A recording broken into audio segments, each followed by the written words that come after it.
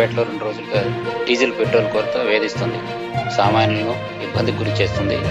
వాస్తవానికి విస్తృత ప్రచారం జరుగుతుండటంతో కొరత నేపథ్యంలో వాహనదారులు పెట్రోల్ బంకుల వద్ద వరుస కడుతున్నారు. పల్లెల నుంచి ఏకంగా క్యాన్లు తీసుకొచ్చి పెట్రోల్, డీజిల్ కొట్టించుకుంటున్న పరిస్థితి ఉంది. దీంతో రద్దీ పెరిగి వరుసలు తీరుతున్నారు వినియోగదారులు. పెట్రోల్ బంక్ యాజమాన్యులు మాత్రం కొరత లేదని, ఎలాంటి ఇబ్బంది లేదని, పెట్రోల్ అందుబాటులో ఉందని చెప్తున్నారు.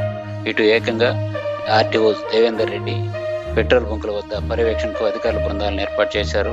ఎక్కడ కొరత లేదని, అవసరమైన మార్కులు నిల్వలు ఉన్నట్లు కూడా ఆయన చెప్పారు.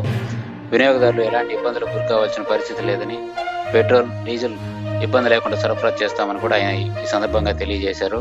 అయినా పల్లెలు, పట్టణాల నుంచి జనం పెట్రోల్ బంకుల వద్ద బారులు తీరి పెట్రోల్ కోసం